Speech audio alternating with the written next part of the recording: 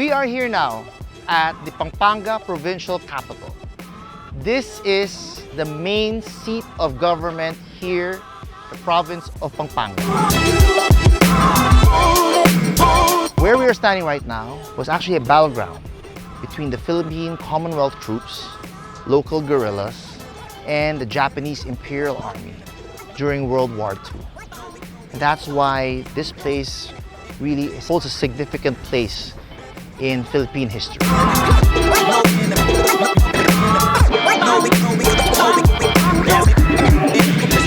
We are here now at a very important historical site here in San Fernando City, the San Fernando Railway Station.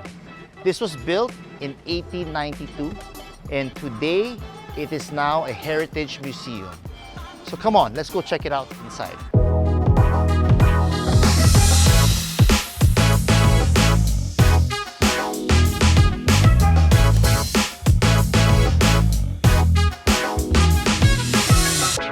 As you can see, they've actually converted this now to a museum, which makes it very interesting for all the visitors here.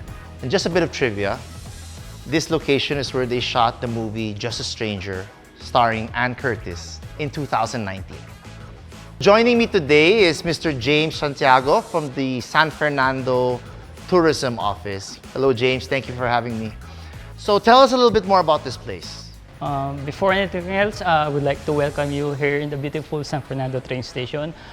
This train station has become important to us because of its historical value. Actually, this was inaugurated in February 23, 1892 by General Despujol and Archbishop Bernardino Nozaleda. At the same year, 1892, June 27, dated, our national hero, Dr. Rizal, used to disembark on this train station. So how did this train station play a role in the growth of the economy of San Fernando?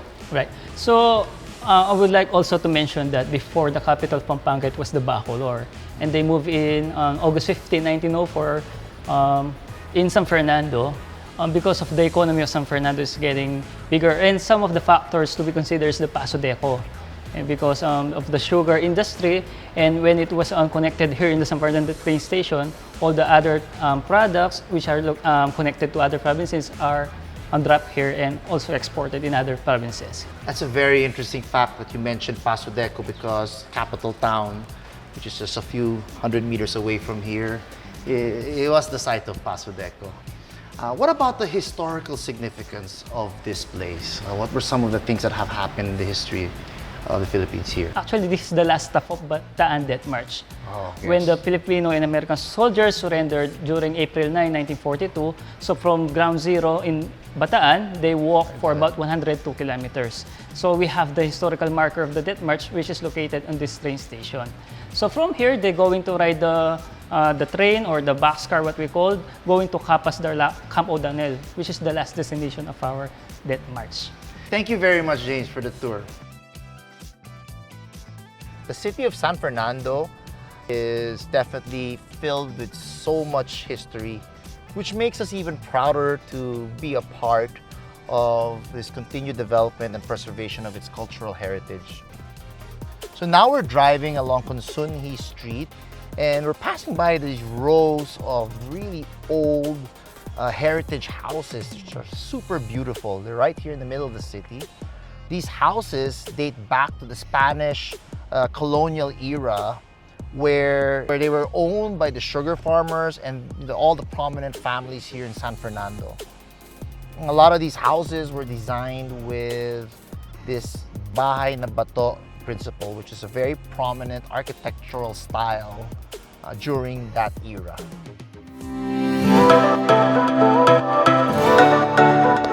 It's lunchtime, so let's not waste any more time outside. Let's go inside and have our lunch.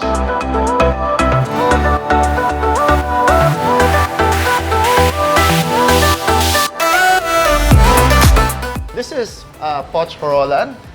He is the owner of Everybody's Cafe. Welcome to the show. Oh, thank you for coming. Thank you for having me here.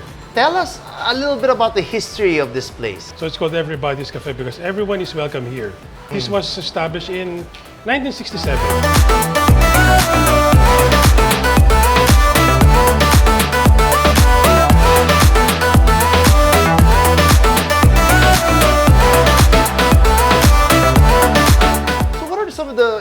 specialties here? So we have here our bestseller, the morcon. Uh-huh. So it's actually the grandmother of the embutido. We have our version of the kare-kare. Okay. So a lot of the famous restaurants in Manila have this as their inspiration. Sisig Kapampangan, so it's basically the pig's jaw, and then some part of the neck, we boil it in vinegar. We just add calamansi and soy sauce.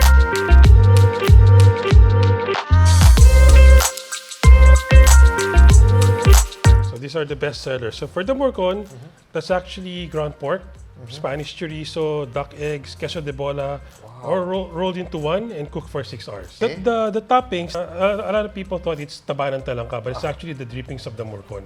Okay. So you roll it in coal fat instead of using aluminum foil. Okay. So it's fat on fat on fat. So for more layers of flavor. Very rich and very buttery, no? Highly recommended. Very good. So yeah, so let's move on to this one. This is our sisig Kapampangan. So, because a lot of people thought if it's sisig, it should be sizzling. Yeah. But actually sisig, when you say sisig, it's anything that's pinaasim. That's why we have sisig puso ng saging, sisig hipon. So this is the sisig baboy. Okay. So we use calamansi on pork's jaw and some parts of the neck para meron siya yung delectable factor. Okay. This is the first time I'm actually trying this. No, it tastes very different. Mas maasim and medyo konting anghang, no? Because of the sealing pampaksiw. Interesting. This is a very unique dish to this restaurant. Yes. Actually, for Pampanga, when you say sisig, that's the old-fashioned sisig that they'll serve you. But this is a guaranteed MP partner. Well, thank you for that. This one is the camaro. So what's- this is one of the dishes that made the restaurant famous. The camaro, we made sure that we already removed the legs and the wings. Okay. One by one. Okay. We cook it dry adobo. Okay. So that when there are orders, we just take it out and then just saute it with onions and tomatoes. Kamaru is actually cricket. Mole cricket. So, and this is farm bred, or No, this those is are wild. Oh, Those these are are wild, wild. yes, Okay. So when the farmers are already clearing the soil for farming. Okay. So their families are behind them. Okay. And they're the ones who are getting the kamaru from the ground. Very creative, no? That they decided to make it into a delicacy. Yes. Yeah, so there's no more wings. There's No more wings, no more you legs. can't So really see it. yeah, we make sure it will not crawl out of your. Anyway, let me try it. Yeah. Very nice, like adobo. With a little bit of a crunch. Yeah, the crunch. Yes. It's very good. I love this. Eat this with rice, no, and again, pulutan with Pulutan, emperador yes, also. with emperador, of course. Emperador. Thank you Thank also you very for much. coming, and you're always welcome. Thank you very much. Thank you. Thank you. Thank you. Now we're visiting one of the world-famous businesses that have really put the province of Pampanga in the global map, JB Wolfcrafts. So, Ms. Mirna, can you explain to us again how the company started? 1972, my husband, since he was young, he's already helping my father-in-law making billiard tables. For that, you wake up in the morning, you smell wood, and then the whole day you hear pak, pak, pak. My husband do all the work as a handicraft manufacturer. We would load our small truck to Subic, sell because the USS Enterprise is there. Right. We're moving at least a container a week. So Okay. we're not busy because every Saturday, goods leave the factory.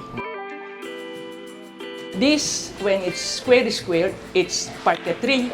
But when there are certain designs, it's marquetry. You have to cut that small block, and then press it. To be an expert takes years. Most of my carvers had been with us for 25 years, and most of them are retiring.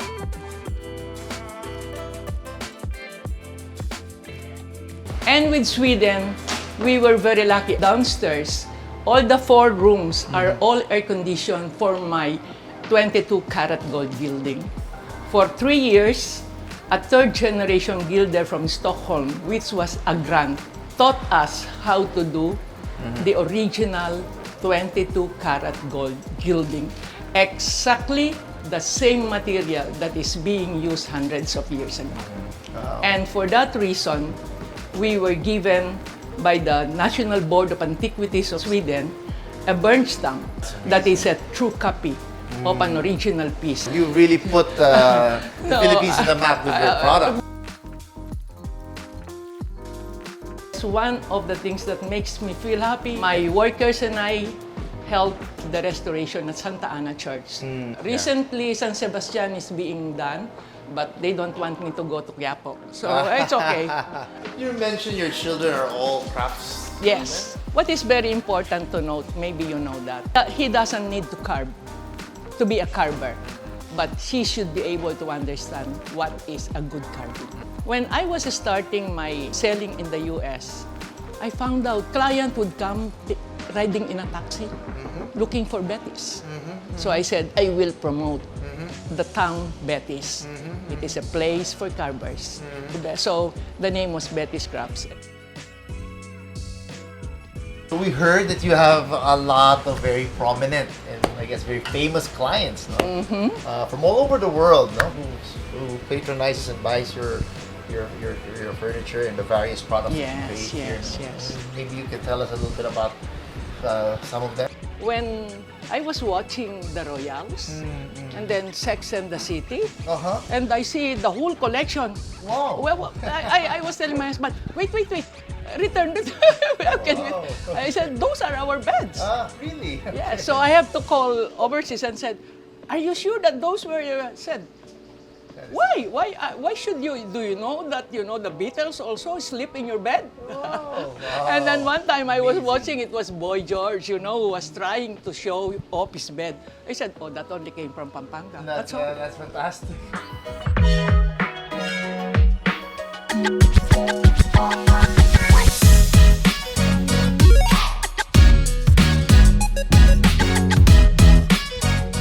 There you have it. Thank you for joining me in this short tour of San Fernando City as we get to witness the rich history of this place, as well as meet the very passionate people that make this place truly a unique and diverse destination. Thank you and see you on my next episode.